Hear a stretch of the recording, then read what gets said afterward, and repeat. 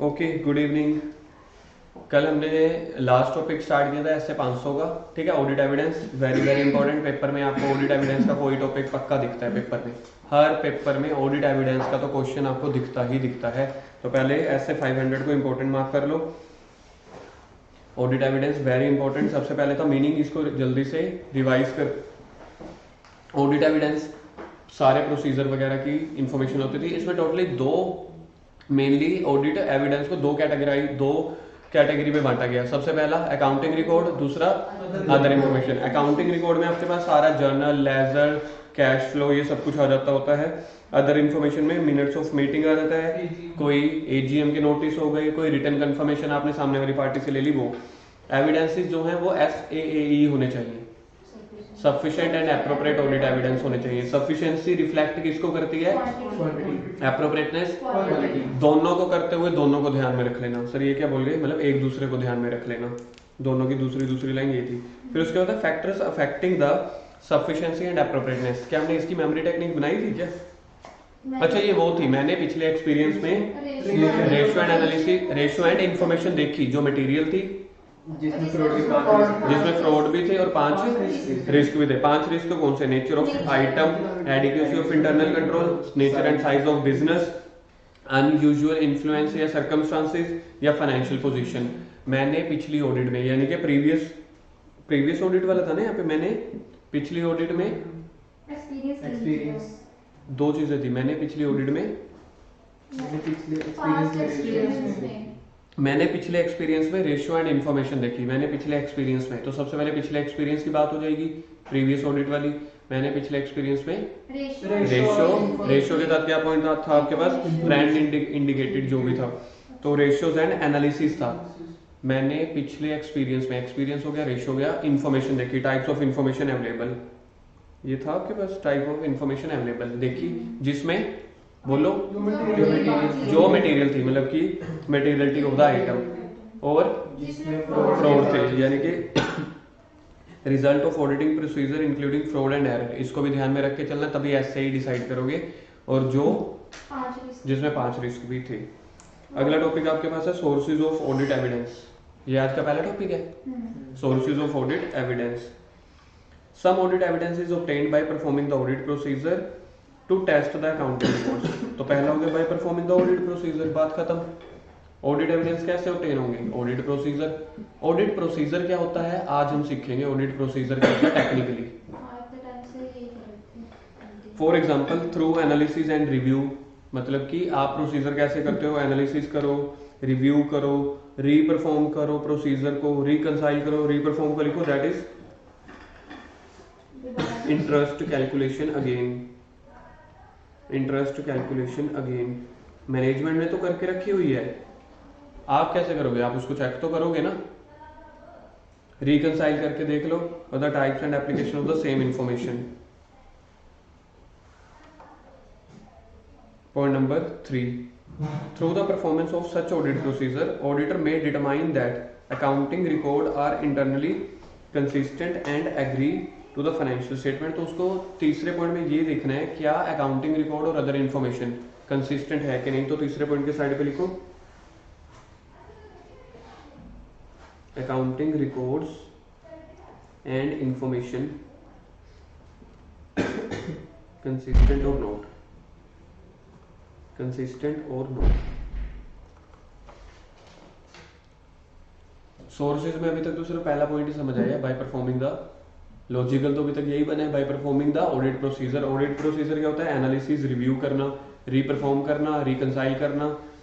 उसके बाद आपको बोला गया कि देख लो क्या उनके अकाउंटिंग रिकॉर्ड और अदर इंफॉर्मेशन कंसिस्टेंट है कि नहीं।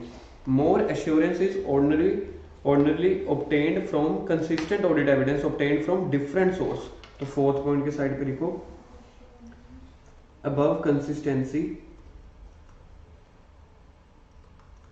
कंसिस्टेंसी अपवर्ड एरो डाल दो, यानी कि कंसिस्टेंसी इंक्रीज हो जाएगी।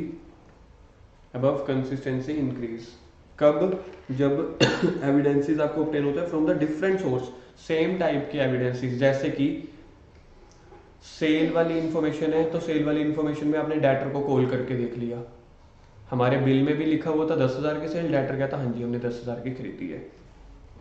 Information from the source independent, तो फिफ्थ में लिखो from independent source, from independent source, मतलब कि ऑडिट एविडेंस जितने आपको इंडिपेंडेंट सोर्स से मिलेंगे। साथ में लिख दो फॉर एग्जांपल फ्रॉम बैंक, आपने लोन की इंफॉर्मेशन लेनी थी, अब बैंक को फोन करके देख लो। तो यही थे आपके सोर्सेज। पहले बोला एविडेंसेस किन सोर्सेज से मिल सकते हैं, कह रहे हैं ऑडिट प्रोसीजर परफॉर्म कर लेना। पॉइंट नंबर 2 कह रहे हैं कैसा audit procedure, analysis, review, reperform, reconcile कर लेना। तीसरे में कह रहे हैं कि इंफॉर्मेशन जो आपको मिल रही है अकाउंटिंग रिकॉर्ड या अदर इंफॉर्मेशन कंसिस्टेंट सोर्स से मिलनी चाहिए, ठीक है। चौथे में बोल रहे हैं अगर आपको डिफरेंट सोर्सेज से मिलेगी ना और वो कंसिस्टेंट है तो आपके लिए अच्छी बात है। और पांचवें में बोला गया इंडिपेंडेंट सोर्स से ऑब्टेन करो रेदर देन डिपेंडेंट सोर्स से। सब कुछ एम्प्लॉइज से, मैनेजमेंट से मत पूछो, बैंक वालों से भी पूछ लो, क्रेडिटर से भी पूछ लो। नेक्स्ट टॉपिक है आपके पास, क्वेश्चन आया हुआ देखो, what do you mean by SAE discuss various factors. वही मैंने पिछले एक्सपीरियंस में रेशियो एंड इंफॉर्मेशन देखी। उसके बाद अगला टॉपिक फिर से आया हुआ है क्वेश्चन में, फैक्टर्स। तो इसका मतलब ये बहुत इंपॉर्टेंट टॉपिक था आपका सफिशिएंसी वाला। आज वो घड़ी आ गई जब ऑडिट प्रोसीजर क्या होता है। जनरली तो हमें ये लगता है ना ऑडिट प्रोसीजर मतलब वहां पे जाके ऑडिट करना, लेकिन ऑडिट की शब्दों में ऑडिट प्रोसीजर थोड़ा टेक्निकल सेंस में चलेगा, ठीक है। तो आप लोग देखते चले जाना स्क्रीन पे, इसका डायग्राम बनने वाला है आपके पास। तो ये मैंने आपको जगह भी छोड़ी हुई है स्पेस आप लोगों की बुक में है ना, तो पहले आप देख लेना सारा, उसके बाद बनाना। रीजन क्या है, जगह मतलब थोड़ा सा जगह थोड़ी कम है, डायग्राम थोड़ा ज्यादा हो सकता है। Audit procedure for obtaining the audit evidence, तो जब भी आपके पास टॉपिक आएंगे दो, एक ऑडिट प्रोसीजर आता है, एक ऑडिट मेथड्स आता है। अगर आप आगे पेज टर्न करोगे देखो ऑडिट मेथड्स आपको दिख रहे होंगे। मेथड जो है वो इंस्पेक्शन इंक्वायरी वाले हैं, प्रोसीजर जो है वो ये अब चलने वाला है। तो इसको मैं शॉर्ट फॉर्म में लिख रहा हूँ यहाँ पे ऑडिट प्रोसीजर, ठीक है। ऑडिट प्रोसीजर दो तरीके का होगा, ऑडिट प्रोसीजर दो तरीके का होने वाला है। सबसे पहले आपके पास आता है रैप, रैप की फुल फॉर्म प्रोसीजर। ये आपकी बात करता है एसए 315, ये आपकी बात करता है एसए 315। दूसरा आपके पास आता है फैप आता है, इसको आप ना सैप भी बोल लेते हो, सब्सटेंटिव फर्दर ऑडिट प्रोसीजर। ये आपकी बात करेगा एसए 330 की बात करता है। अब रैप तो यहाँ पे छोटा सा ही था। रैप का मतलब क्या होता है, देखो दो इंफॉर्मेशन है, ऑडिट प्रोसीजर दो तरीके का होता है। नंबर 1 होता है रैप, नंबर 2 होता है फैप, रिस्क असेसमेंट प्रोसीजर। अब आप खुद सोच के देखो, जब ये फर्स्ट स्टेप है रिस्क असेस करना, तो इसकी डेफिनेशन में क्या आएगा, रिस्क की असेसिंग ही आएगी। तो इसकी मेनली होती है टू ऑब्टेन द इंफॉर्मेशन। अगर आप नीचे देखोगे रिस्क असेसमेंट प्रोसीजर में, to obtain the understanding of the entity, उसके एनवायरनमेंट की, उसके इंटरनल कंट्रोल की। तो रैप क्या होता है, रैप आपके पास होता है टू, रैप की पैटलाइन याद रखनी है अब आपको, ये to obtain the understanding of entity, to obtain the understanding. सबसे पहले तो ये याद रखना है, to obtain the understanding of number 1 entity, its environment and its internal control. ये आपके पास आएगा नंबर 1, ये आपके पास आएगा नंबर 2, ये आपके पास आएगा नंबर 3। देखो सबसे पहला स्टेप तो खत्म हो गया। ऑडिट प्रोसीजर क्या होता है, रैप या फैप को मिला के रिस्क असेस करना। भाई रिस्क को अभी आपने कुछ एक्शन नहीं ले रहे, आप रिस्क के ऊपर अभी तो ढूंढ रहे हो, ऑब्जर्व कर रहे हो, रिस्क असेस कर रहे हो। रिस्क असेस करने का मतलब होता है भाई पूरे क्लाइंट की अंडरस्टैंडिंग ले लो। किन 3 चीजों की अंडरस्टैंडिंग, उस एंटिटी की, उनके इन्वायरमेंट की, उसके इंटरनल कंट्रोल की। पहला तो आसान है फैप। फैप के आगे आते हैं दो पार्ट्स, एक आता है आपके पास, अगर मैं इसको लिखूं 2A, फैप के पास आएगा इसके बाद TOC, test of control. RAP आप करके आ गए, अब आप TOC पे आ गए। रैप करके आप अंडरस्टैंडिंग लेके आए, क्या अंडरस्टैंडिंग करके अभी तक आपने कुछ कर लिया? अभी तक तो आपके माइंड में आइडियाज हो गए ऐसे ऐसे है, तो अब आप फर्दर ऑडिट प्रोसीजर लगाने वाले हैं, कुछ एक्शन। तो आप देख रहे हो कि कंपनी में control, test of control, company में जो कंट्रोल लगे हुए हैं ना, मैं उसकी टेस्टिंग करके देखता हूं, तो इसी को बोल देते हैं टेस्ट ऑफ कंट्रोल। तो टेस्ट ऑफ कंट्रोल की आपके पास आती है पैटलाइन टू इवेल्युएट द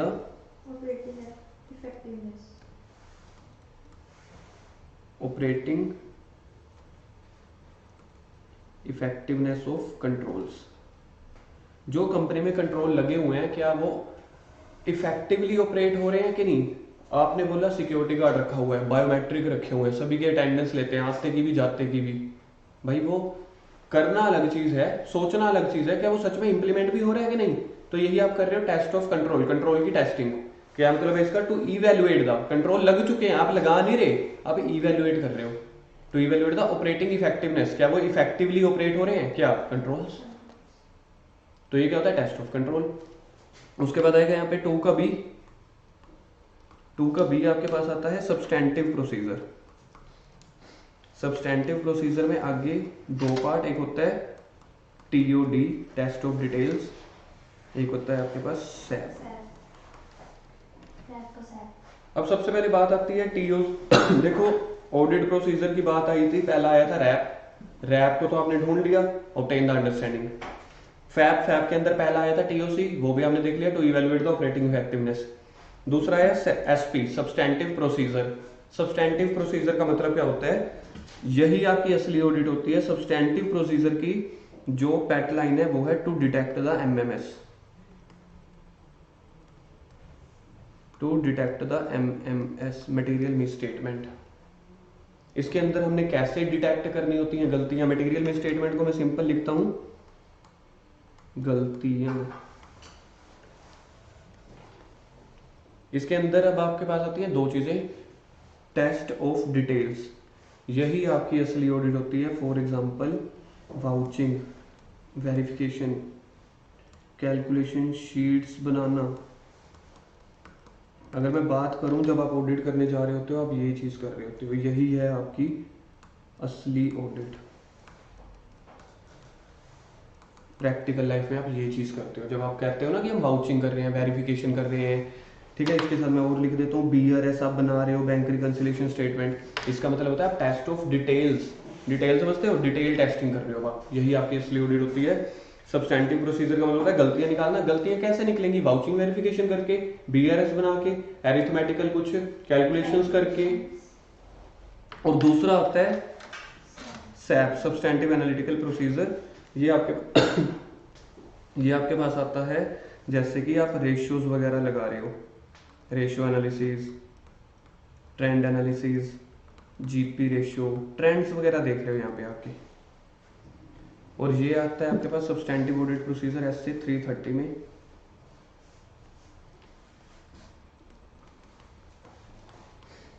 ये है आपका मेन डायग्राम, इसको आप भूल नहीं सकते, भूलोगे तो मैं याद करवाता रहूंगा। क्या कर सकते हैं, एक बार के लिए याद करते हैं ऑडिट प्रोसीजर।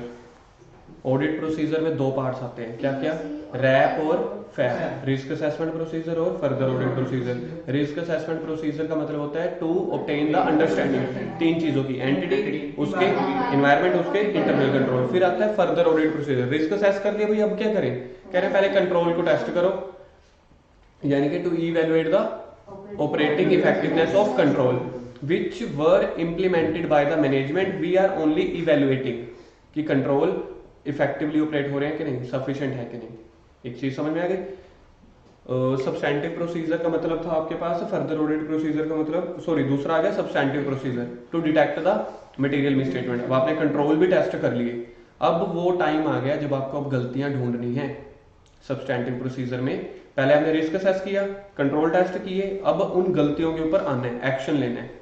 कैसे लोगे, दो चीजों से, टेस्ट ऑफ डिटेल करके, मतलब वाउचिंग, वेरिफिकेशन, बीआरएस, कैलकुलेशन सब कुछ कर दो। और दूसरा सब्सटेंटिव एनालिटिकल प्रोसीजर, पिछले सालों का ट्रेंड देख लो, रेशियो देख लो, जीपी रेशियो कैलकुलेट करके देख लो। हाँ जी, हाँ बिल्कुल, जल्दी से इसको बनाओ, आपके पास स्पेस है वहां पे बना लो।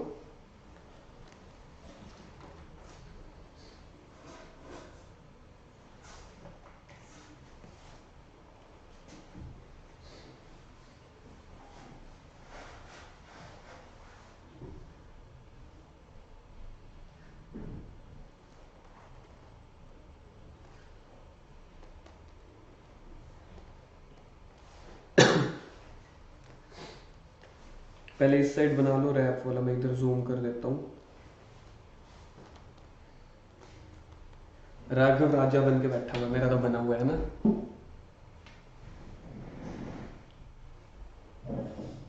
राघव जो नीचे ये सारा थ्रेटिकल है वो रीड आउट कर लो, देखो सारा सेम है।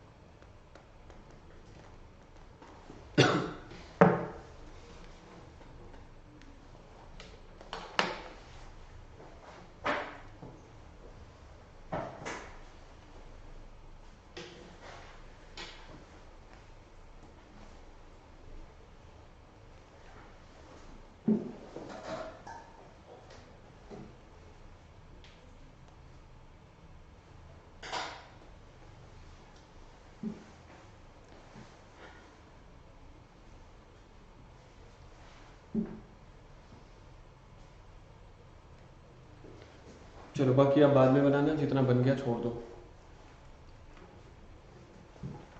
थोड़ी सी स्पीड अपनी फास्ट करो, फास्ट। जल्दी से कौन शैतान को इंसान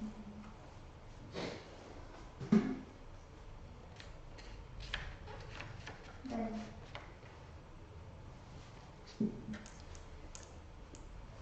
ये पढ़ के देखो रैप ऐसे 315 audit procedure perform to obtain the, circle करो इसको, ऑब्टेन द अंडरस्टैंडिंग को, ये आपके लिए मेन लाइन है। टू ऑब्टेन द अंडरस्टैंडिंग, उसके एंटिटी को, इन्वायरमेंट को या इंटरनल कंट्रोल को, क्या के लिए, ताकि आप to identify and assess the ROMM, ताकि आप उन गलतियों को पहचान सको, चाहे वो फ्रॉड से हो रही हो, चाहे एरर से हो रही हो, चाहे एफएस लेवल पे हो, असर्शन लेवल पे। एफएस लेवल पे लिखो ओवरऑल बेसिस पे, एफएस का मतलब होता है ओवरऑल बेसिस पे, यानी कि पी एंड एल अकाउंट या बैलेंस शीट में क्या क्या गलती आ सकती है। असर्शन लेवल मतलब इंडिविजुअल वाइज,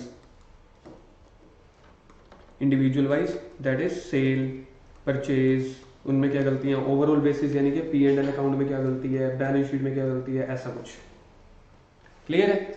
फिर से मैं एक बार देखता हूँ रैप क्या है। ऑडिट प्रोसीजर परफॉर्म, रैप क्या है, रिस्क असेसमेंट प्रोसीजर। सो ऐसा procedure which is perform to obtain the understanding entity, environment, internal control, to identify and assess the ROMM whether due to fraud या error, यानी गलतियों से भी आपको, चाहे वो गलती भी हुई हो एट एफएस लेवल चाहे असर्शन लेवल।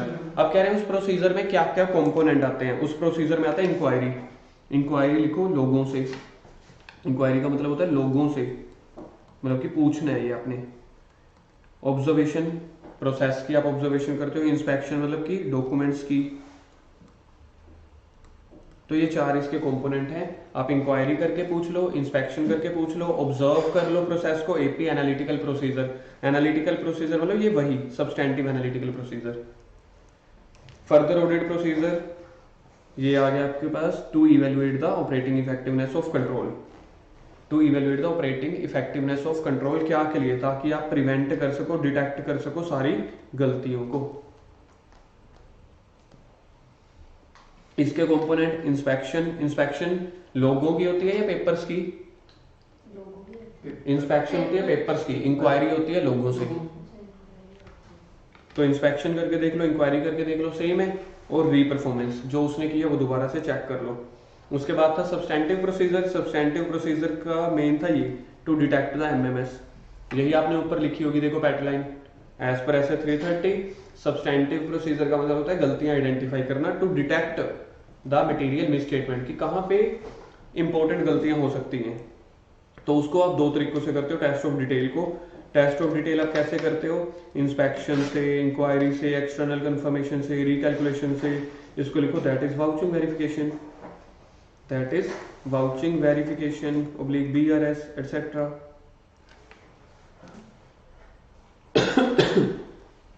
चलो सर आगे, ठीक है। सब्सटैंटिव एनालिटिकल प्रोसीजर, पहले तो इसको लिखो सैप। सैप का मतलब होता है रिलेशनशिप फाइंड करना, GP ratio, NP ratio, cost of goods sold, कुछ भी निकालने हो।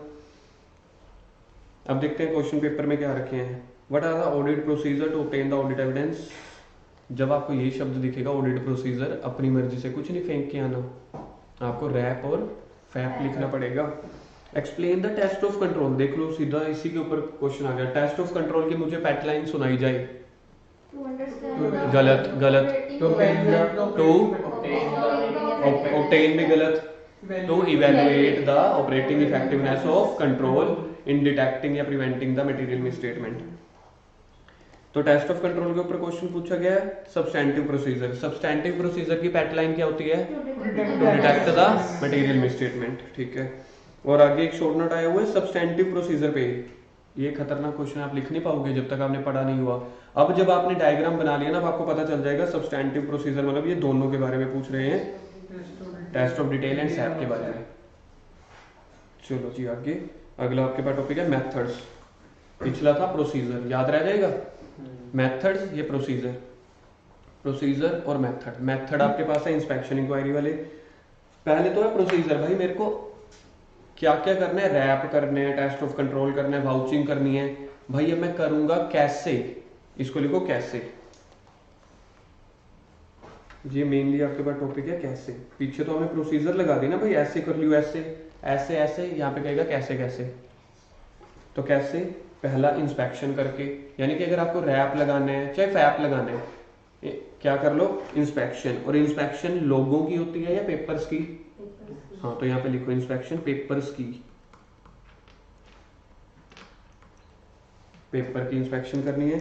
Inspection involve examining the records या डॉक्यूमेंट। साफ साफ आ गया, चाहे वो इंटरनल रिकॉर्ड हो चाहे एक्सटर्नल। एक्सटर्नल कैसे, बैंक से इंफॉर्मेशन, डेटर से इंफॉर्मेशन, चाहे वो पेपर फॉर्म में मिले चाहे ईमेल में मिले, चाहे उसकी आपको फिजिकल एग्जामिनेशन करनी पड़ सकती है। चले आगे जी, पहला आप एविडेंसेस कैसे कलेक्ट कर सकते हो, इंस्पेक्शन करके देख लो भाई सारा कुछ। दूसरा ऑब्जर्वेशन, ऑब्जर्वेशन को लिखो ऑफ प्रोसेस। ऑब्जर्वेशन आप करते हो प्रोसेस की। फॉर एग्जांपल सिक्योरिटी गार्ड, इतने से आपको समझ में आ जाएगा। सर पूरे ऑडिट में एक ही तो एग्जांपल देते रह गए थे, सिक्योरिटी गार्ड, है ना। तो observation consist looking at the process, circle करो लुकिंग एट द प्रोसेस। तो यानी कि मैं अपनी मर्जी से नहीं लिखवा रहा था प्रोसेस, आईसीए ने बोला हुआ है। ऑब्जर्व कैसे करते हो आप, हर प्रोसेस को, सिक्योरिटी गार्ड बैठा है कि नहीं, बायोमेट्रिक सही में चल रही है कि नहीं।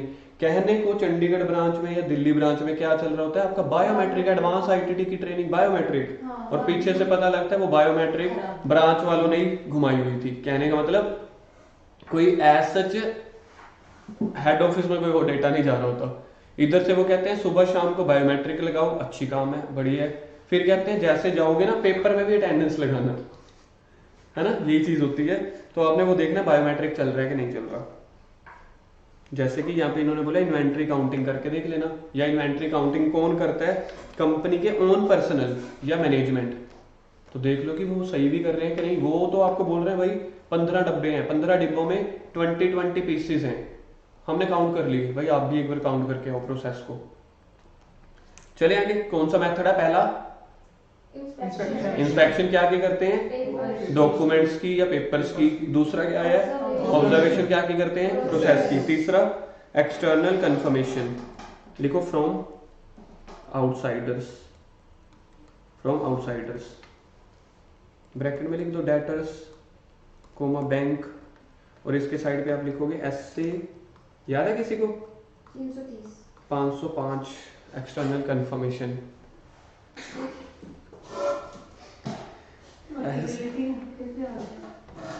ऐसे 505 एक्सटर्नल कंफर्मेशन मतलब कि audit evidence obtained by auditor as a direct return response, circle कर दो इसको, direct return response from a third party, ये दो सर्कल कर दो, direct return response from a third party.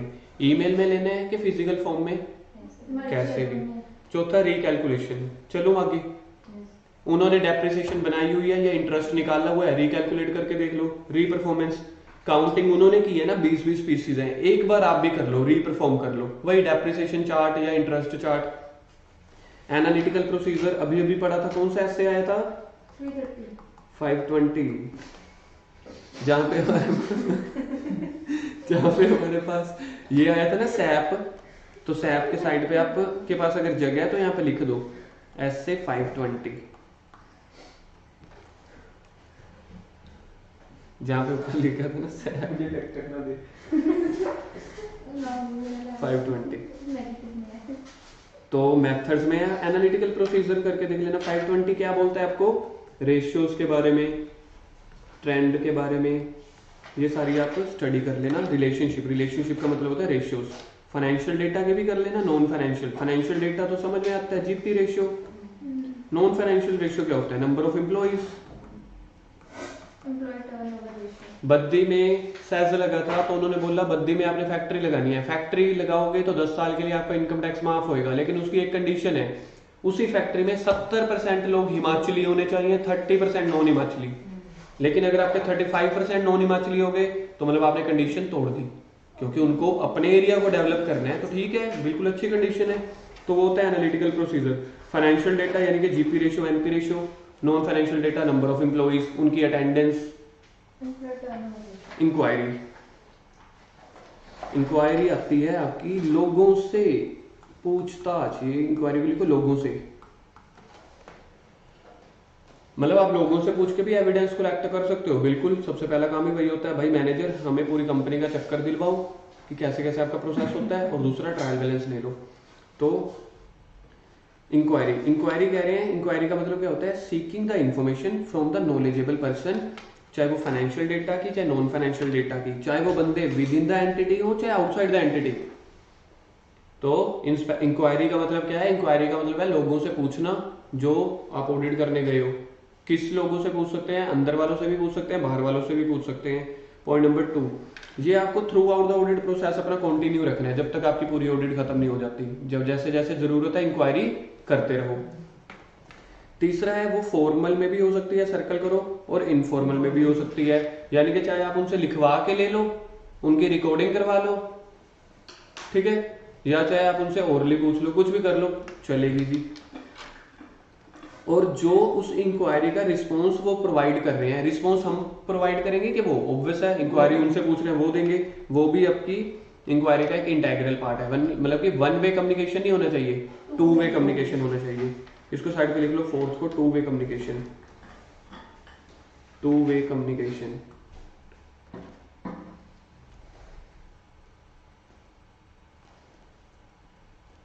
कह रहे हैं जो आपको रिस्पॉन्स मिला है, हो सकता है आपको न्यू इन्फॉर्मेशन मिल जाए। 5th में लिखो new information, new info obtained, new info, या we are in modern trend. New info आपको मिल रही है जो आपको पहले ना मिली हो। कैसे मिली थी? क्योंकि आपने इंक्वायरी करी। और 6 आपके पास है, alternatively response might provide that differ significantly from other information that auditor has obtained. आपको लगा था कि मतलब टोटल प्रॉफिट आ रहा है 10,000, लेकिन जब आपने इंक्वायरी करी तब आपको पता चला ये 10,000 नहीं था, ये 1 लाख था, एक जीरो कहीं से ना कहीं फर्क पड़ गया। तो मतलब पहले आपके पास इन्फॉर्मेशन कोई और थी, इंक्वायरी करके मतलब वो इन्फॉर्मेशन को डिफर ही निकली। तो ये पॉइंट्स हैं आपके इंक्वायरी के। इंक्वायरी का टॉपिक सिंगल एग्जाम में इंडिविजुअली भी आ चुका है, सिर्फ इंक्वायरी के बारे में। मेथड्स में से उन्होंने पूछा इंक्वायरी बताओ, तो आप इंक्वायरी तो ये बता देते लोगों से, 5 नंबर का तो सर था ना। तो अब आपको अगर इंक्वायरी का 5 नंबर का टॉपिक आता है तो पूरा लिखना है, मेथड्स का पूरा टॉपिक आता है तो 2 लाइनें लिख लेना। इंक्वायरी को मैं याद करता हूँ, पहला नॉलेजेबल पर्सन से ले लेना, विद इन द एंटिटी है चाहे आउटसाइड द एंटिटी है। थ्रू आउट द ऑडिट आपका चलता रहेगा, फॉर्मल भी हो सकता है, इनफॉर्मल, ओरल भी हो सकता है। फिर आप उनसे जो रिस्पॉन्स ले रहे हो वो भी इंटेग्रल पार्ट है। उस रिस्पॉन्स में आपको न्यू इन्फॉर्मेशन मिल जाती है जो आपको हो सकता है पहले ना मिली हो, और लास्ट में है कुछ इन्फॉर्मेशन जो आपको पहले मिली है वो डिफर हो सकती है। मेथड्स खत्म हुए कि अभी प्रोसीजर खत्म हुआ है? मेथड्स में पहला कुछ भी बोल लो, इंस्पेक्शन डॉक्यूमेंट्स की, इंक्वायरी लोगों से, ऑब्जर्वेशन प्रोसेस की, एक्सटर्नल कंफर्मेशन बाहर वालों से, ऐसे 505 में, एनालिटिकल प्रोसीजर 520 से जीपी रेशियो ये वो, री परफॉर्मेंस, री कैलकुलेशन, 7 खत्म। टॉपिक क्या है? Methods of auditing. Inquiry, inspection, observation, reperformance, recalculation, external confirmation, analytical procedure. Done. अच्छा, ऑडिट प्रोसीजर क्या था? रैप और फैब। रैप में क्या था? पैटलाइन। इवैल्यूएट द गलत गलत, ये ठीक है। To obtain the understanding, entity, internal control और इन्वायरमेंट। रैप के बाद था आपके पास फैब। फैब में दो थे, टेस्ट ऑफ कंट्रोल। इसमें था to evaluate the operating effectiveness. दूसरा था सब्सटैंटिव एनालिटिकल, उसके अंदर टीओडी, वाउचिंग और एनालिटिकल प्रोसीजर। क्या ये पेपर में क्वेश्चन आ चुका है? देखो होलसेल में आया हुआ है। Various methods. A was appointed statutory auditor but he was not able to gather the evidence how he should proceed. Circle करो इसको, हाउ ही शुड प्रोसीड, और इसको लिखो डेंजर का साइन, क्योंकि यहाँ पे पता ही नहीं चला कि भाई ये क्वेश्चन क्या पूछ गए। How he should obtained. देखो ये प्रोसीजर तो नहीं है, जब इन्होंने पूछा हुआ हाउ, हाउ का मतलब होता है कैसे, तो ऊपर जहाँ पे मेथड में कैसे लिखा था ना, तो उसके साथ ही लिखो हाउ एविडेंस इज ऑब्टेन्ड। इसका ही दूसरा नाम है हाउ एविडेंस इज ऑब्टेन्ड। अनुज इसको ER कर लियो, हाउ एविडेंस इज ऑब्टेन्ड, ये भी आपका क्वेश्चन है। ER करके ऊपर अगला क्वेश्चन आपके पास आया हुआ है, inquiry is one of the audit procedure. Circle कर दो इंक्वायरी, मई 13 में आ चुके।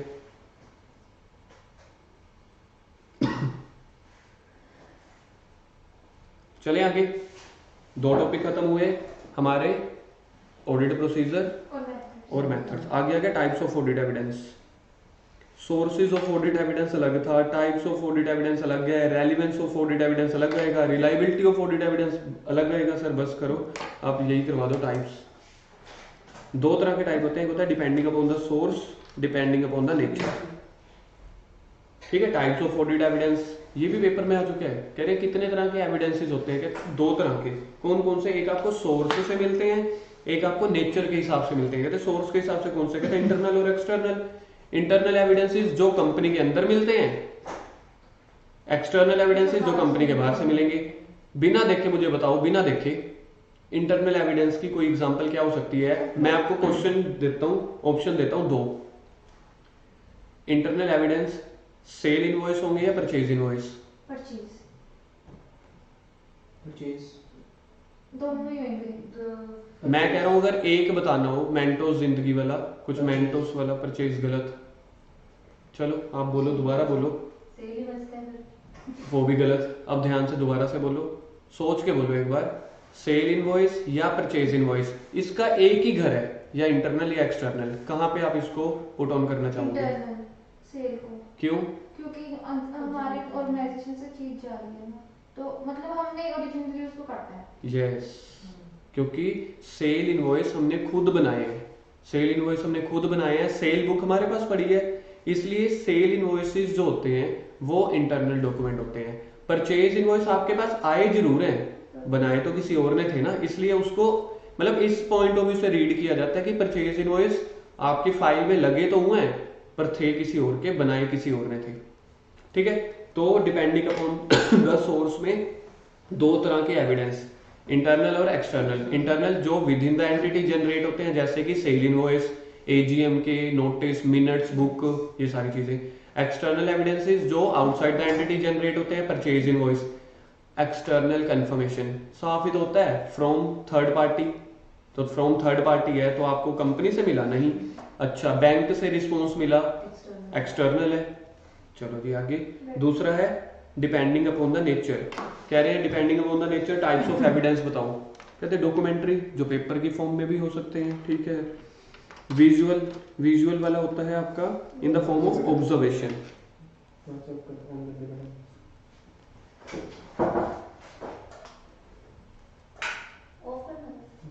पता नहीं क्या हुआ। चलो कोई बात नहीं, कोई बात नहीं, छोड़ते हैं।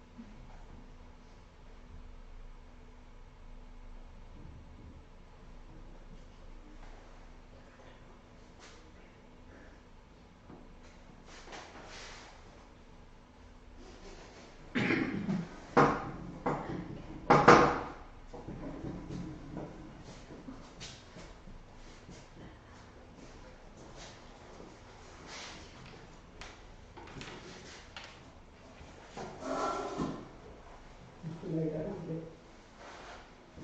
हाँ आ रही है आ रही ऐना पता शीशा साफ कर ठीक बात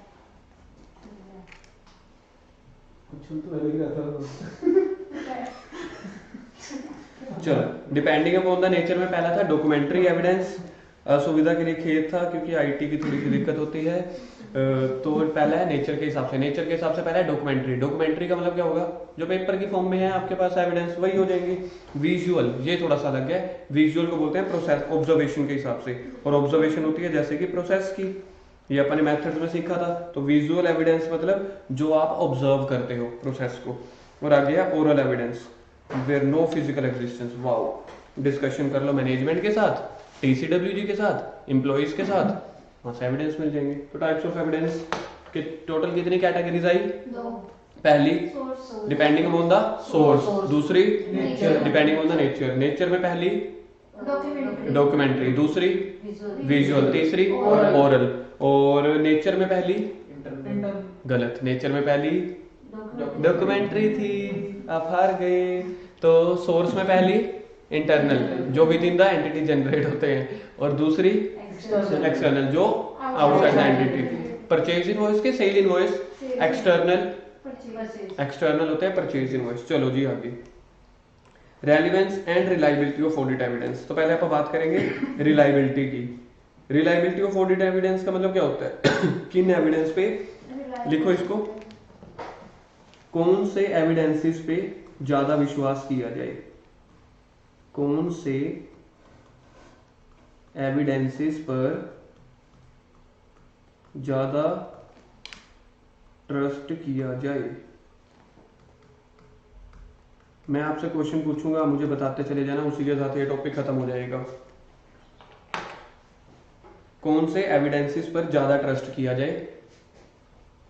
5 सवाल जिंदगी के, 5 सवाल जिंदगी के। हाँ जी, एक अगर हमारे को, अगर एक तो हमने डेटर से कंफर्मेशन, डेटर से पूछताछ की, एक हमें मिला क्रेडिटर से बिल, ठीक है, और एक हमें मिली एक और चीज थी। इन दोनों में से आप किस पर रिलाय करोगे ज्यादा? दोनों आउटसाइडर है तो मेरे को देखना है ना, मैं परचेज मैच कर रहा हूँ कि सेल मैच कर रहा हूँ। नहीं नहीं, चलो आपके पास परचेज के बिल भी हैं और आपने क्रेडिटर से बात भी कर ली, हाँ, तो फिर आप ज्यादा ज्यादा रिलाई, दोनों के अलग अलग हैं। हम हिंदुस्तानी हैं, सास बहू सीरियल हम बचपन से देखते आ रहे हैं, हम घर वालों की बात मानेंगे ही नहीं। जब सामने वाले ने बोल दिया कि हाँ उसने गलत किया है, तो हम मान लेंगे उसने गलत किया है, बात खत्म। हम इंडिपेंडेंट सोर्स के तौर पे गए हैं, हमें डाउट था तभी तो हम उसके पास गए। अगर आपको अपने जो बैलेंस शीट बनी हुई है क्लाइंट की, अगर आपको विश्वास ही होता, अगर आपको लग रहा है कि ये सब सही है, फिर आप क्रेडिटर के पास जाते ही ना। मानते हो इस बात को? जर्नली आप लोग, मैं लोग, हम कभी भी नहीं देखेंगे हम किसी और के पास पूछने जाएंगे। जब आप ऑडिट करने जाते हो, आपके सामने लेखा चिट्ठा होता है, आप उसको ठीक करते हो, गलत करते हो, अपने सर को बता देते हो। आप तो कभी जिंदगी में जाओगे नहीं, भाई मेरे को इसका फोन नंबर दे या एड्रेस दे, मैं उसके पास जाऊं या फोन करके पूछूं। ये तो हो गया पहला सिनेरियो प्रैक्टिकल लाइफ का। सिनेरियो नंबर 2, आपको डाउट हो रहा है, आप कह रहे हो ये परचेजेस फेक लग रही हैं, मेरे को इसका फोन नंबर दे, या मेरे को इसकी दुकान का एड्रेस, उसके बिल पे लिखा होता है, बिल पे एड्रेस वगैरह लिखे होते हैं, तो आप उसके पास जाओगे। उसके पास आप जा ही तभी रहे हो ना क्योंकि आपको मतलब सस्पेक्ट किया, आपने थोड़ा डाउट किया। परचेजेस थी 10 लाख की, हर साल परचेजेस होती थी अंडर 5 लाख, इस बार 10 लाख की कैसे पहुंच गई? और उसमें एक ही बिल था मेनली 5 लाख का, अदरवाइज बाकी सारा सिनेरियो सेम चल रहा था। आप उसके पास गए, वो कहता नहीं जी नहीं, हमने तो कोई परचेज करी ही नहीं, या हमने कोई सेल इस पार्टी को करी ही नहीं, ना इस आपके क्लाइंट ने हमसे कोई परचेज करी है। तो दूध का दूध पानी का पानी हो गया, तो आप उसी के ऊपर ही विश्वास करोगे क्योंकि आप गए तभी थे जब आपको थोड़ा सा सस्पेक्ट हुआ था, थोड़ा सा डाउट हुआ था। उन्होंने क्वेश्चन पूछा था, उसमें 3 अलग अलग सिचुएशंस दी थी, एक क्रेडिटर्स की, एक डेटर्स की, और एक और दी थी। कहते सारी अलग थी, मैंने तो आपको 2 इकट्ठी दी ना। कहती इन तीनों में से ज्यादा रिलायबल कौन सा है? तो फिर जिससे हमने पर्सनली वो करी वो ज्यादा रिलायबल। बिल्कुल। तो ये भी तो हो सकता है कि क्रेडिटर जो उसने बताया वो भी कोई मतलब अपने को घर का बंदा है उसका, कि तो, मतलब वो भी मतलब असली में क्रेडिटर ना हो, कुछ भी हो सकता है ना कि कोई। तो बिल आए, फिर तो उसके बाद बिल आए हुए हैं, असली बिल आए हुए हैं, असली कैश की पेमेंटें गई हुई हैं, मतलब कि चेक के थ्रू पेमेंटें गई हुई हैं, फिर तो कोई क्वेश्चन का सवाल ही नहीं पैदा होता। अगर आप ऐसे करने लग जाओगे तो पूरे बिजनेस में 50% तो फेक ही चल रहा होता है सब कुछ। अब मैंने अपनी दुकान पे एक प्रिंटर मंगाया, ठीक है, मैंने अपने लिए प्रिंटर मंगवाया, मैंने उस प्रिंटर पे लिख दिया अपनी दुकान का नेम, जबकि मेरी दुकान वालों ने नहीं मंगवाया, पैसे मैंने दिए, दुकान का नाम चढ़वा दिया। क्यों? क्योंकि मेरी दुकान वाले उसका जीएसटी का आईटीसी क्लेम कर सके। है तो फेक ही। प्रैक्टिकल लाइफ में 50% फेक ही चल रहा होगा। जो आप बोल रहे हो वो सही है, प्रैक्टिकल लाइफ में ऐसे ही चल रहा होता है भाई, ऐसे कर। अब जैसे बद्दी में हमने एक बंदे को पकड़ा था, विजय कुमार स्टेशनरी वाले को, उसके स्टेशनरी के इतने बिल आते थे, इतने बिल आते थे, हम परेशान हो जाते थे भाई इतनी स्टेशनरी कितनी जाती है। हम एज एन आर्टिकल थोड़ा बहुत ही चोरी करके जाते थे, इतना तो हम चोरी भी नहीं करते, उनका इतना बिल बन जाता है। तो मैंने और अपने रवि ने बात करी, रवि तू कितने रोज पेपर यहाँ से प्रिंट आउट निकाल के जाता है? कहता मैं तो बस 30-40। मैंने कहा मैं 60-70। तो हमने पूरी एवरेज निकाल ली, ज्यादा से ज्यादा अपन ने एक ही रिम का गपला किया ना 150-200 रुपए का। यहाँ पे इन्होंने रिम मंगाए हुए 25-25, खत्म हो जाते हैं 1-1.5 महीने में। तो ऐसे ही पेंसिल मंगाई हुई है तो 10-10 डिब्बे मंगाए हुए हैं भाई। यहाँ पे ड्राइंग कंपटीशन तो चल नहीं रहा, तो उनकी स्टेशनरी का बड़ा खर्चा होता था। तो हमने वो चीज उनसे पूछी, वो विजय कुमार स्टेशनरी वाले से, क्योंकि कंपनी और गेस्ट हाउस के बीच में ही उसकी दुकान आती थी, हमें पता चल गया था। तो हमने एक बार उनके पास चले गए, हमने कहा यार इतने बिल आते हैं कितने कितने? कहता है बिल बुल नहीं आते कुछ। वो सीधा बंदा कोरा था, कहता देखो जी आप जो चेक करते हो समझ लो 10,000 के बिल, सामान वो 5,000 का मंगाते हैं, मुझसे कहते हैं कि बिल आप 10,000 का बना दो, फिर वो मेरे अकाउंट में 10,000 ही डलवाते हैं। फिर मैं क्या करता हूँ 5,000 हो गया, फिर 5,000 में से 2500 मैं रखता हूँ, 2500 उनको कैश में दे देता हूँ। प्रैक्टिकल लाइफ तो ऐसे ही चलती है। ये तो 10,000 का गपला है वर्कर लेवल पे। एम्प्लॉइज लेवल पे होगा तो ये 25-30 हजार का हो जाएगा, मैनेजर लेवल पे हो जाएगा तो ये 1-1.5 लाख का हो जाएगा, एमडी वगैरह हो जाएंगे तो वो 15 लाख 10 लाख का हो जाएगा, टीसीडब्ल्यूजी एमडी हो जाएंगे फिर वो तो 50 लाख से ऊपर, जो जिसका लेवल उतने उसके गपले। चलो जी, रिलायबिलिटी ऑफ एविडेंस, कौन से एविडेंसेस पर ज्यादा ट्रस्ट किया जाए? मैं आपसे 5 क्वेश्चन पूछता हूं, उसका मुझे आप आंसर बता देना, ये टॉपिक खत्म हो जाएगा। इंडिपेंडेंट सोर्स से आपको कोई एविडेंस मिले हैं और एक मिले आपको डिपेंडेंट सोर्स से, किसके ऊपर जल्दी रिलाई करोगे? इंडिपेंडेंट के ऊपर या डिपेंडेंट के ऊपर? इंडिपेंडेंट। एक कंपनी में कंट्रोल अच्छे थे तब एविडेंस मिले, और एक बार कंट्रोल कम अच्छे थे तब एविडेंस मिले, कौन से एविडेंस ज्यादा अच्छे हैं? जब ज्यादा कंट्रोल था कि जब कम कंट्रोल था? जब ज्यादा कंट्रोल था। एक एविडेंस आपको बिल्कुल डायरेक्टली मिल गए सामने वाले बंदे से, एक मिले इनडायरेक्टली, कौन से ज्यादा अच्छे? इनडायरेक्टली क्यों होगा? मैं आपसे कंफर्मेशन, मैं आप लोगों को पढ़ा रहा हूं, मैं आपसे पूछ रहा हूं समझ में आ गया? आपने बोला ऐसे करो मेरे पापा को फोन कर लो, मैंने पापा को फोन किया, अंकल जी उसको समझ में आ रहा है, उन्होंने कोई चीजें मिक्स कर दी।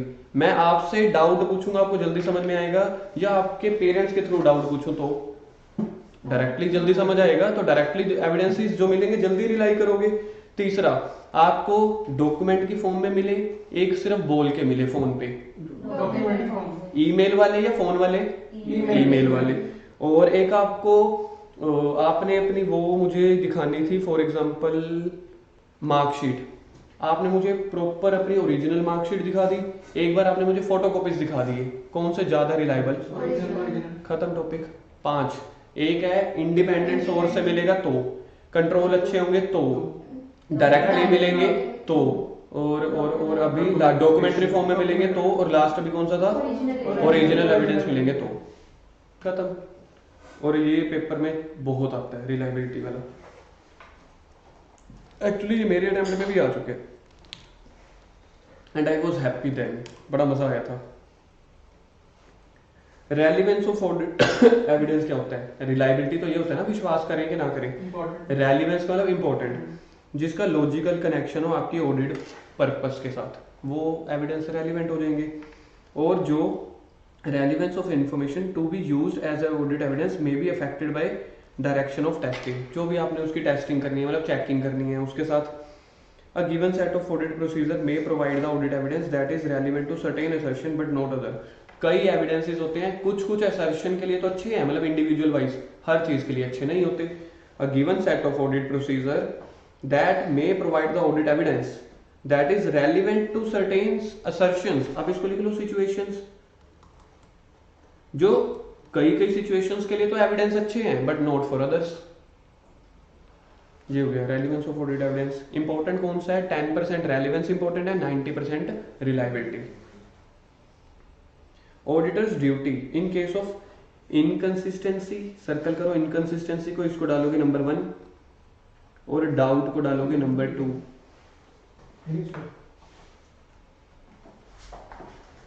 Auditors duty in case of inconsistency, अगर आपको एविडेंसेस सही नहीं मिल रहे, वर्कर ए बोल रहा है 10 रुपए, वर्कर बी बोल रहा है 12 रुपए, मतलब यार सेम चीज है, दोनों को सेम बोलनी चाहिए ना। तू 10 रुपए बोल रहा है, वो 12 रुपए बोल रहा है। या फिर आपको रिलायबिलिटी के ऊपर डाउट है, तब आप क्या करोगे? ऑडिटर की ड्यूटी तब क्या है? ऑडिटर की ड्यूटी देखो नीचे लिखा हुआ है कंसीडर, एक यहाँ पे था आपके पास,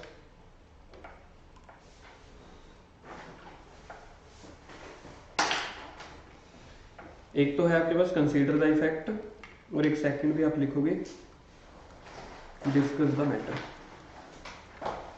दो इफेक्ट आपको देखने हैं जो रिलायबिलिटी वाले हैं। देखो यहाँ पे बना लो, आपके पास जगह है कहीं पे? 2 पॉइंट आपने देखने हैं, एक तो डिस्कस कर लोगे आप, दूसरा कंसीडर द इफेक्ट। कह रहे हैं बस बहुत है, ऑडिट में छोड़ के जाना है, यहाँ पे विड्रॉल कहीं पे भी नहीं है। एक या तो डिस्कस कर लो किसके साथ? मैनेजमेंट ECWG के साथ, दूसरा कंसीडर द इफेक्ट्स। अनुज इसको ER कर लियो, डिस्कस द मैटर को।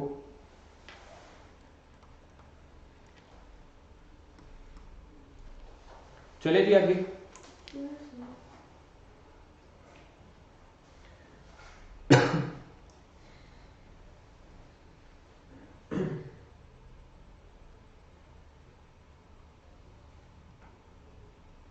Auditors duty when information is to be used and audit evidence, ये पहले भी आया था इनकंसिस्टेंसी। चैप्टर 2 में। एक टॉपिक होता था ना ऑडिट एविडेंस टू ऑब्टेन, ये वो ऑडिट स्ट्रेटेजी में उसको आप कैसे यूज करते थे। चलो छोड़ देते हैं, कोई बात नहीं। Auditor's duty when information is used as an audit evidence, कौन कौन सी ऐसी इंफॉर्मेशन है जिसको आप कहते हो कि ये ऑडिट एविडेंस है? क्या क्वेश्चन है? टॉपिक देखो, auditor's duty when the information to be used as audit evidence. कौन सी ऐसी, आपको तो बड़ी सारी इंफॉर्मेशन मिलती है ना ऑडिट के थ्रू, ऑडिट के दौरान बड़ी सारी इंफॉर्मेशन मिलती है, लेकिन किन इंफॉर्मेशन को आप एज एन ऑडिट एविडेंस अपने लिए यूज करते हो? तो सबसे पहले है information prepared using the management expert, इसको लिखो एसए मैनेजमेंट एक्सपर्ट। ये कौन सा एसए चल रहा है हमारा? 500 चल रहा है, 520। एक ही रट के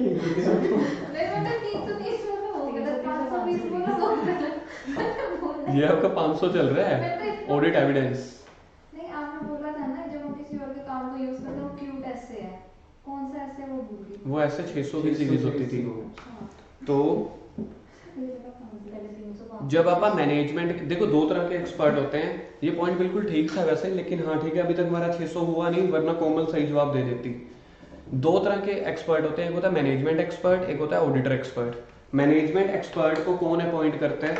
ऐसे करते हैं, यहाँ पे बना ही लेते हैं, आप लोग बना लो इसके साइड पे ना, कहीं जगह होगी ना। एक होता है management expert,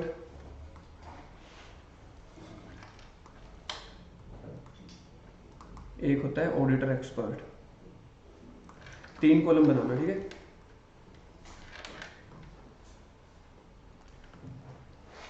first, appointment by management by auditor. Point number 2, विच ऐसे, ऐसे है, ऐसे नहीं, ठीक है, ऐसे कैसे वाला नहीं, ये विच ऐसे, ऐसे 500, ऐसे 600। आप लोग देखना, मैं तो 600 पावर ऑफ हो गया, वाओ गुड। ऐसे 620,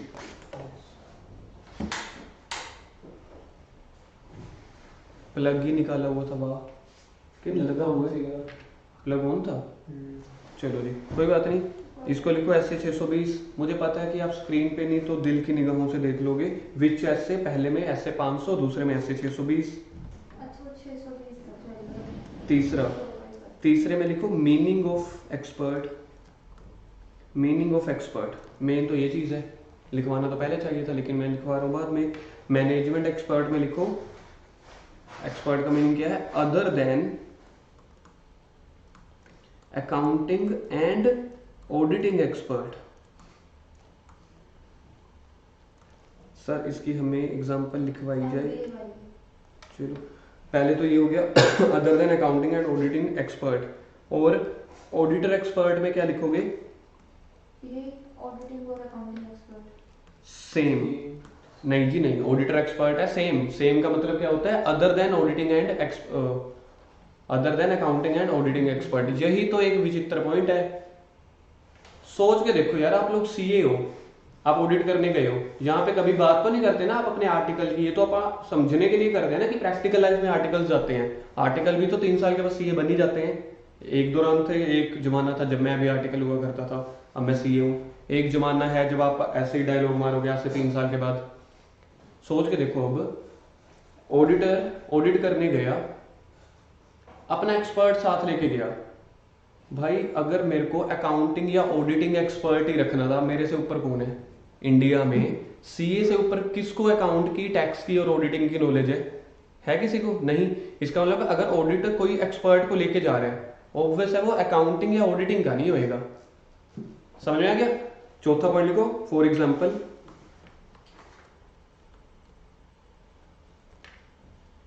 कोई एग्जाम्पल बताओ। सारे के सारे नालायक। एनी आर्किटेक्ट, मैं तो वही बोल रही थी। एनी आर्किटेक्ट, कोई मिस्त्री, आर्किटेक्ट मिस्त्री, और बोलो कुछ भी बोलो। अब तो बस ऑडिटिंग और अकाउंटिंग सबको छोड़ के वही बोल दूं। बोलो। बेवड़े का शुरू शराब का जगह करता है। हाँ वही तो है। और वैल्यूअर लिखो, वैल्यूअर। हाँ सर्वेयर। सर्वेयर बिल्कुल ठीक है, वही उधर भी लिख देना सेम। चीज समझ में आई? मैनेजमेंट एक्सपर्ट और ऑडिटर एक्सपर्ट कौन होते हैं? Other than accounting and management expert management appoint करता है, ऑडिटर एक्सपर्ट ऑडिटर अपॉइंट करता है। क्या के लिए, किस एसए में? वो 500 में, वो 620 में। यही अब आप बात करते हैं क्या है ये। ऑडिटर ड्यूटी, किस इंफॉर्मेशन को ऑडिट एविडेंस मान लेना है। ऑडिटर ऑडिट कर रहा है, उसके सामने एक सिचुएशन है ढूंढू ढूंढू वाली, वो पीछे वो बताते हैं बात ढूंढू ढूंढू। Information prepared using the work of management expert. भाई मैनेजमेंट ने एक एक्सपर्ट अपॉइंट किया था, मेरे को ना तेल की वैल्यूएशन नहीं पता चल रही थी। अब मेरे पास अपना एक्सपर्ट तो था नहीं, मैंने मैनेजमेंट एक्सपर्ट से पूछ लिया, भाई तूने कैसे किया, मेरे को वो शीट दे दे, कितनी क्वांटिटी थी वो तेल की, या कितनी क्वालिटी है, या कितनी अमाउंट है, मेरे को वो बता दे। तो आपकी नज़रों में मतलब ये वाला सिनेरियो चल रहा है, तो आप इवेलुएट करो उसकी सीसीओ। सीसीओ मतलब कॉम्पिटेंसी, कैपेबिलिटी, ऑब्जेक्टिविटी, सीसीओ। तो देख लो वो मैनेजमेंट का एक्सपर्ट सीसीओ है कि नहीं, कॉम्पिटेंट था, कैपेबल था, कि कहीं हमने उसको विस्की के गोदाम में भेजा, कहता हो बात तो मजा ही आ गया चाकर।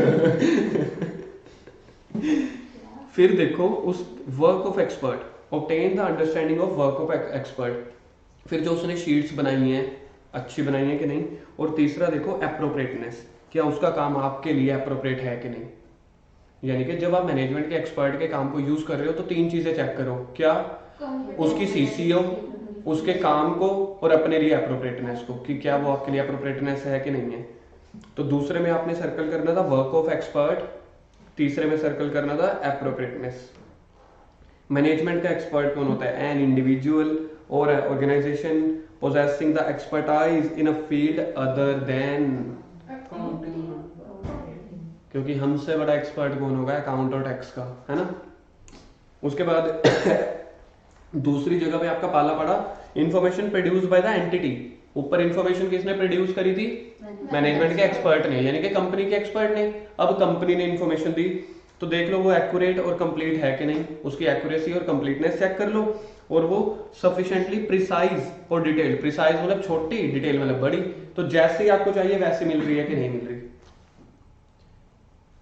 अब आपकी बात आती है evaluation of work of management expert. ये तो ऊपर वाला आ गया, बिल्कुल सही है, ये ऊपर वाला ही आ गया।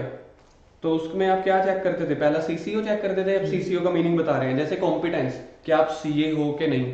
कैपेबल, क्या आपने सीए अगर आप हो, क्या आपने ट्रेनिंग लगाई हुई है, आर्टिकलशिप लगाई हुई है, आप काम करने में एक्सपर्ट हो कि नहीं।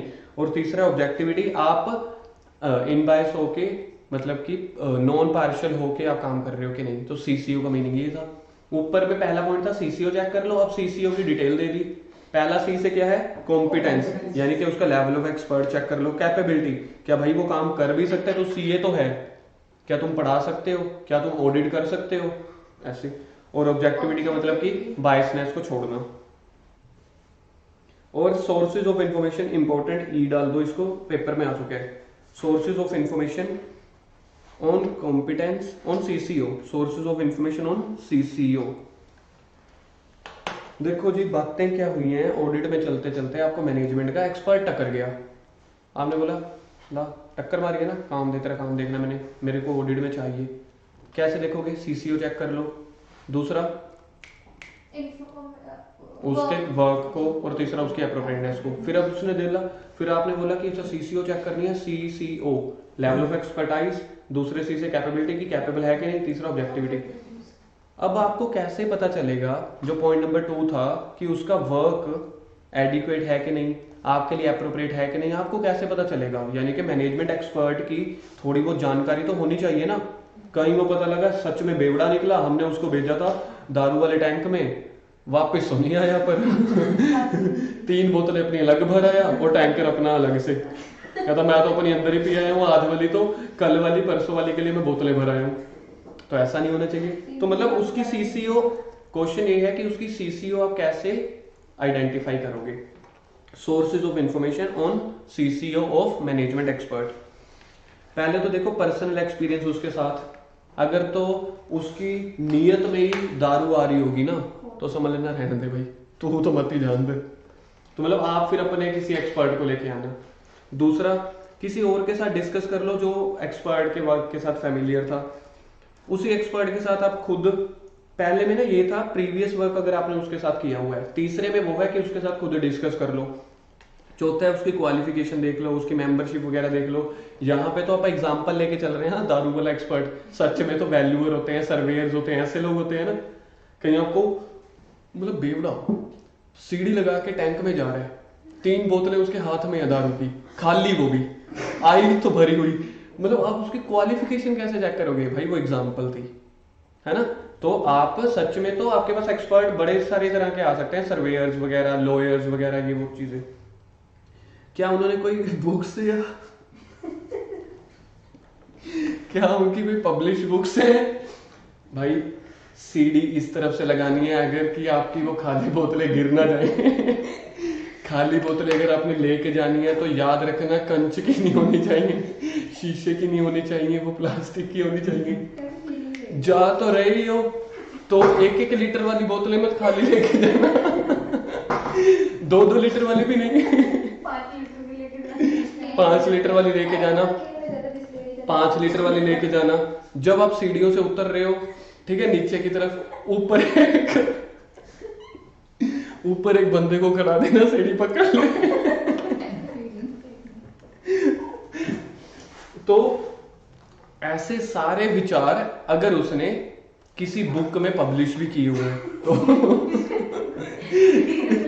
सीढ़ी कैसे लगानी है, बोतलें प्लास्टिक की लेके जानी है, सीढ़ी ऊपर कौन पकड़ के खड़ेगा, और जब मैं वापस आऊं ज्यादा अंधेरा ना हो चुका हो, तो ऐसी अगर उसने कोई बुक भी पब्लिश की है, हाउ टू गो डाउन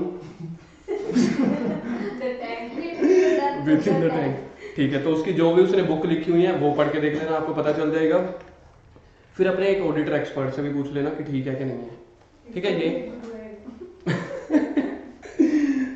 चलो जी आगे। दूसरा क्या था उसके काम को देखो, अंडरस्टैंडिंग द एक्सपर्ट वर्क, ठीक है। एरिया ऑफ स्पेशलिटी, तो आप उसकी देख लो एरिया ऑफ स्पेशलिटी क्या है, क्या उसके ऊपर कोई रेगुलेटरी या लीगल रिक्वायरमेंट है। तीसरा आप देख लो उसने क्या मेथड यूज करे, और चौथा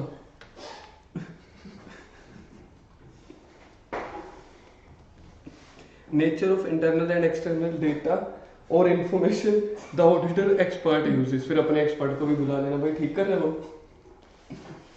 तो ये आपने उसके काम को वो कर लिया, अंडरस्टैंड कर लिया, उसके स्पेशलिटी, कोई उसके ऊपर रेगुलेटरी रिक्वायरमेंट है, अगर वो लॉयर है तो लॉयर है तो उसके पास बार काउंसिल का खुद का उसका सीओपी होना चाहिए, ऐसे क्या उसने एजम्पशन मेथड यूज करे वो कैलकुलेशन शीट बनाने के लिए, ऐसा कुछ। उसके बाद एप्रोप्रिएटनेस को सर्कल करो, क्या उसका काम आपके लिए एप्रोप्रिएट है कि नहीं, तो देख लो उसकी रेलिवेंस या रीजनेबलनेस, क्या जो उसने काम किया वो रीजनेबल था और रेलिवेंट है आपके लिए, क्योंकि आप क्या कर रहे हो, उस मैनेजमेंट के काम को यूज कर रहे हो अपनी फाइनल करने के लिए ऑडिट। फिर कंसिस्टेंसी देख लो कि मेरे को बाकी जो एविडेंसेस मिले और जो इसने शीट बनाई आपस में मैच हो रहे हैं कि नहीं हो रहे, क्या वो प्रॉपरली फाइनेंशियल स्टेटमेंट में रिफ्लेक्ट हो रहे हैं कि नहीं हो रहे, उसके जो मेथड्स और असम्पशन जो उसने पिछले ऊपर यूज करी हैं वो रीजनेबल है कि नहीं है, और उसकी कंप्लीटनेस या एक्यूरेसी देख लो, जो उसका सोर्स डेटा है जहां से उसने वो इन्फॉर्मेशन हमें प्रोवाइड की है वो कंप्लीट और एक्यूरेट है कि नहीं। डन। क्वेश्चन आए हुए हैं, difference between the internal evidence and external evidence. ये कौन से हैं इंटरनल एविडेंस और एक्सटर्नल एविडेंस? टाइप्स में कौन सी, इसके पिताजी कौन थे? डिपेंडिंग अपॉन द नेचर नहीं था, ये सोर्स था। लिखो इसको, that is depending upon the source. लिखो इसको, डिपेंडिंग ऑन द सोर्स।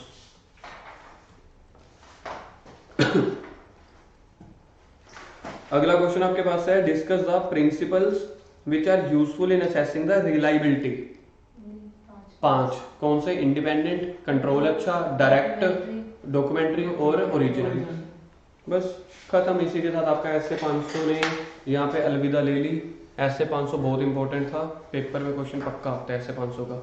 ठीक है, तो बाकी 3:30 के साथ मिलेंगे अपन कल नेक्स्ट क्लास में। ओके।